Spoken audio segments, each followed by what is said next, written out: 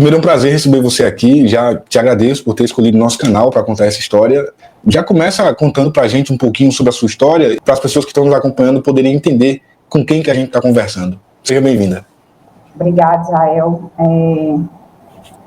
É o que eu sempre digo, que um testemunho, uma história pode mudar vidas, né? E essa história, ela vai servir para que outras pessoas não cheguem, né, no fundo do poço e no limite a qual eu cheguei, tá? Eu sou uma pessoa muito tranquila, né? Hoje, graças a Deus, tenho uma família linda, sou casada há 15 anos, venho de uma família, nasci e cresci dentro da Igreja do Evangelho Quadrangular, né? Tenho um amor, sim, pela instituição, tanto que eu resolvi retornar para a igreja, né, para essa instituição, em abril de 2024, e fiquei lá até agora outubro, praticamente outubro, mas infelizmente foi insustentável quando eu recebi uma notícia dizendo que eu não poderia, eu teria que ser vigiada, eu não poderia exercer nenhuma função ministerial e que, se possível, nas filmagens, né, dos cultos, eu não aparecesse de forma alguma. O porquê disso? Então, eu falei que quando a gente fica se espremendo para caber num lugar, né, não faz sentido. E Deus realmente, ele toca no seu coração, o seu coração já não mais bate por aquele lugar, né? Eu quis voltar às origens e realmente a própria instituição me bloqueou, né? Era como se eu estivesse ali somente, eu não estava na igreja por causa de pessoas, né? Nem por placa de igreja, nem eu estava lá por causa de Jesus Cristo, e porque eu queria realmente levar a minha igreja para ter o hábito de congregar, né?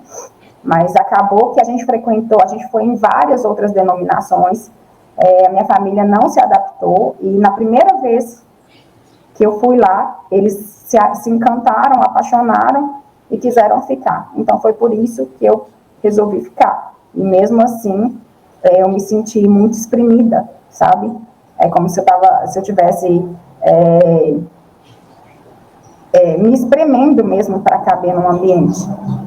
Quando estourou, né, a denúncia, a bomba lá do pastor Marcos, né, do pastor Marcos da Catedral da Família, foi quando a minha própria filha chegou para mim e falou comigo assim: eu não quero mais fazer parte disso, né, uma menina de 14 anos, chegar para mim e falar assim: eu quero que você me tire da escola, onde um pastor da igreja é meu professor, eu não quero que ele seja mais um líder meu, nem na igreja, nem na escola, porque foi tão decepcionante a forma como eles trataram, né, e tudo que fizeram com o pastor Marcos.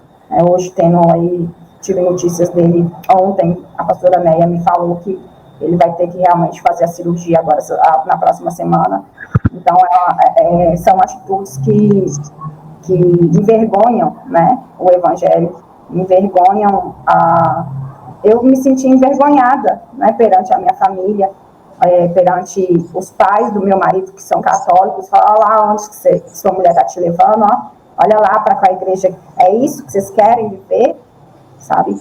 Então, foi muito... Quando isso aconteceu, foi a gota d'água, né? A gente não pode ser conivente com situações que estão erradas, né? Que não fazem parte da nossa conduta cristã. O episódio que você está falando, aquele episódio do pastor Marcos, que foi agredido, teve o dedo quebrado. Isso, a gente está na mesma cidade, né? Nós estamos na mesma cidade, mesma localidade. Entendi. Mas a sua denúncia também, ela é especificamente contra o pastor Mário de Oliveira, que é o presidente dessa denominação. Conta pra gente essa história, que inclusive você já contou na justiça também, né? Exatamente. Então, Israel, tudo começou, como eu te falei, eu nasci e cresci dentro da Igreja do Evangelho Quadrangular. E existia um seminário chamado Labaredas de Fogo, que acontecia todo mês de julho no Minas Centro, em Belo Horizonte. Uhum. E eu sempre ia, a gente tinha excursões que saía de Montes Claros para Belo Horizonte para participar desse congresso. E aí eu sempre ia. Quando, eu lembro perfeitamente, eu tinha 14 anos de idade, quem é que não queria tirar uma foto com o presidente nacional da Igreja do Evangelho Quadrangular? Me fala, quem é que não queria tirar uma foto? A gente fazia fila para tirar foto com o Mário. E eu consegui tirar essa foto com ele, eu tenho essa foto. E quando eu tirei essa foto com ele, ele colocou a mão no meu ombro e falou comigo assim, você tá aqui com quem? Ele falou assim, você é de onde? Eu falei, de Montes Claros. Ele falou, você tá aqui com quem? Eu falei com ele assim, com a pastora Aurora. Ele falou assim, eu quero conhecer a pastora Aurora. E eu dei um jeito de procurar a pastora Aurora e levar ela para conhecer, para ficar próximo dele e tal. E ele me perguntou assim, você tem telefone? Na sua casa tem telefone? Eu falei assim, não, lá em casa não tem telefone. E eu, naquela época, eu morava com a minha avó, eu e meus 2 irmãos, né? Nós fomos criados por nossa avó. E a gente morava muro com Aurora, certo? Só que lá em casa, Israel, era a única casa da rua que não tinha portão, era uma casa assim, parecia uma chácarazinha cheia de pé de fruta, de várias coisas, galinha, porco, mas era cancela, a avó fechava aquela porteira com uma corrente e um cadeado, certo? E aí o Mário começava a ligar na casa de Aurora, pedindo para falar com a minha avó.